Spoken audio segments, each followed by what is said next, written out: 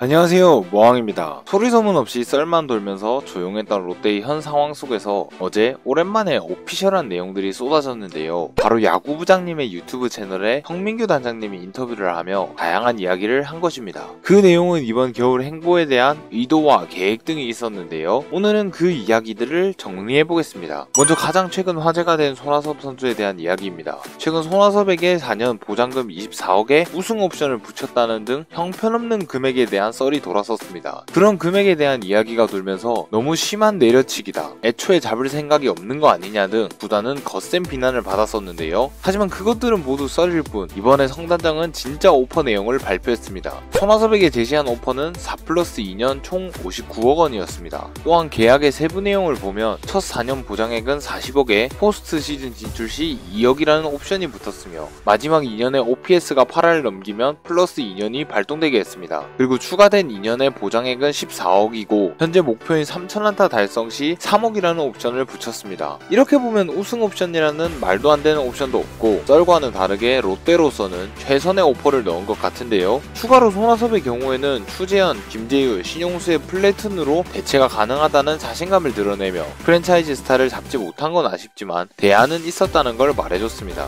또한 손아섭도 마지막까지 잔류를 원하며 오퍼를 꾸준히 물어왔다는 미담도 꺼냈는데요. 그렇게 롯데도 손아섭도 잔류를 위해 최선은 다했음을 보여주는 것 같습니다. 그렇지만 롯데로서는 대안이 있었으니까 오버페이만큼은 하지 않았다는 실속 있는 이유를 설명한 것인데요. 그리고 추가로 다른 FA 관련해서도 과열되는 분위기에서 팀 내에 다른 자원도 있는데 굳이 참전할 필요성을 느끼지 못했기에 참전을 하지 않았다고 합니다. 예전같이 과열되는 시장 분위기에 따라 높은 값으로 선수를 샀다가 큰 손해를 본 과거들이 있기에 여기서 비싼 돈으로 선수를 사면 욕은 안 먹을 수 있겠지만 욕을 먹더라도 외부 FA를 사지 않았다고 했는데요. 또한 우리가 그토록 궁금하던 구단에 돈이 있냐 없냐는 문제 역시 달라고 하면 언제든지 줄 수 있다. 하지만 이번엔 돈 쓸 타이밍이 아니었고 돈을 쓸 타이밍이 왔을 때 돈을 쓰고 싶다고 말을 했습니다. 그동안 조용했던 롯데의 행보에 많은 팬들이 답답함을 느꼈는데 이런 사정이 있었고 구단만의 생각이 있었음을 밝히며 팬들의 답답함을 시원하게 긁어줬는데요. 그리고 추가로 정훈 관련해서도 오늘 만남이 있을 거라고 말했고 정훈 역시 대안이 없진 않기에 2017년 강민호를 놓치고 민병헌의 오버페이를 했듯이 욕먹고 놓치는 한이 있어도 패닉 바이는 없을 것이라고 말했습니다.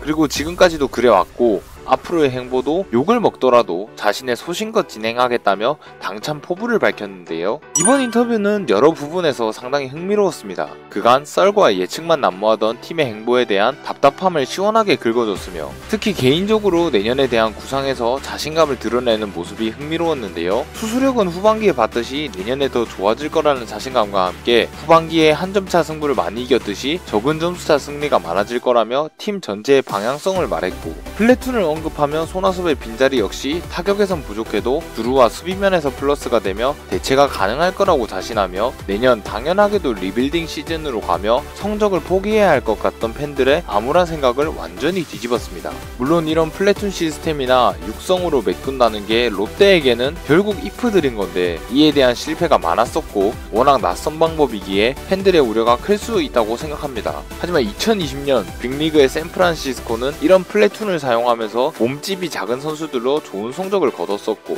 가까운 KBO만 봐도 두산은 주전 선수들이 매년 FA로 빠져나가도 대체자가 나오면서 좋은 성적을 유지했었습니다. 이제 롯데도 그런 야구를 해보자는 구단의 의지가 보이지 않나 싶은데요. 그리고 이번 시즌을 그렇게 보내고 언급했던 돈 쓸 타이밍이라는 건 아마 구자욱, 한현희 등이 풀리는 내년이 될 수도 있겠죠. 그렇게 결론적으로 말하면 내년도 희망이 있음을 말해줬고 전력을 어느 정도 갖춘 다음 돈 쓸 타이밍이 오면 적극적으로 전력 보강을 하면서 롯데를 강팀으로 만들겠다는 그림을 그리고 있다고 보여지는데요. 인터뷰 내용을 요약하자면 이러한데 앞으로의 결과는 어찌 될지 모르겠지만 확실한 건 다 구단의 생각이 있기에 우리는 믿고 기다려주기를 원하는 것 같습니다. 물론 30년 동안 우승을 못한 팀이기에 팬들이 기다리는 게 힘들 수 있지만 현재로서는 이 계획들을 믿고 기다릴 수밖에 없다고 생각하는데요. 아직 찝찝함 정도는 남아있지만 그간 너무 답답했었는데 인터뷰 한 번으로 이렇게 긁어주니 시원해서 기분은 좋습니다. 그리고 내년에 대한 기대가 전보다는 더 되게 하였기에 희망이 조금은 보이는 것 같은데요.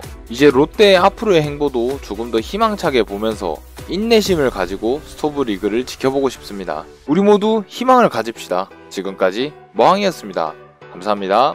롯데 롯데 롯데 롯데 승리의 롯데 화이팅!